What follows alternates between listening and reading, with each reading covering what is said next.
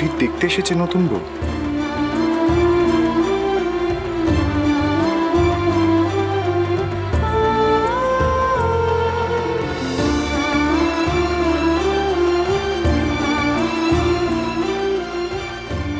বকুলগ্রাম দিয়ে তো যাচ্ছি আমরা, পুটি এখানেই থাকে।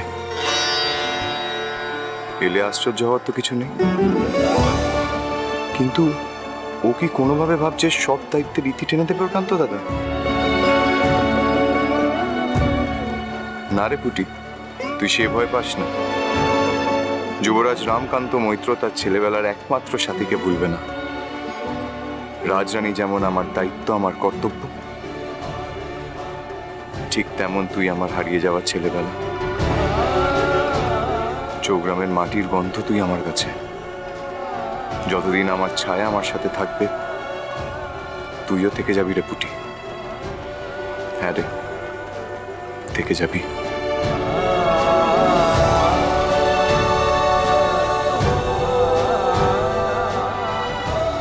ভিড়ের মধ্যে কি দেখছেন যুবরাজ?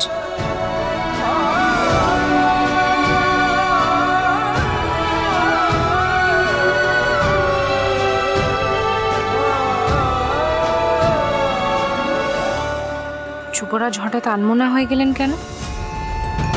এই যে তোমার ভরসায় নতুন কর্মক্ষেত্রে যাচ্ছি, সেখানে যুবরাজকে পাশে পাবো তো সবসময় মা। নয়তো যে তোমার নির্দেশ পালন করতে পারবো না আমি। তুমি তো ছেড়ে যাবে না বলেছো মা, সেই কথা রেখো কিন্তু। আমায় দিশা দেখিও মা গো।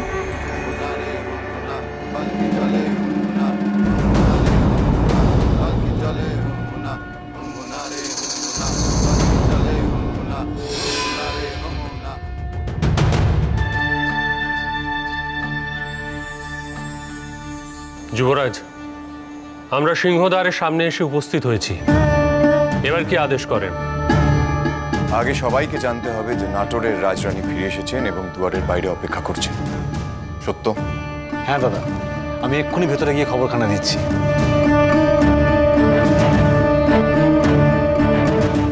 আর কি খবর দেবে সত্যনারায়ণ? এরকম অঘটন কি আর চাপা থাকে?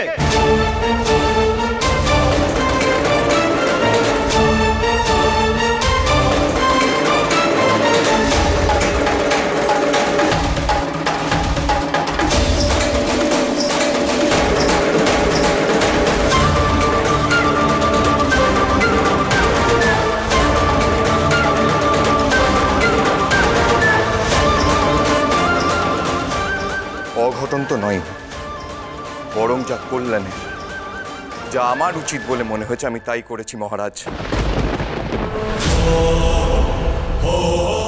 রাজরাজেশ্বরী রানী ভবানী, প্রতিদিন রাত 8:30টায় স্টার জলসায়।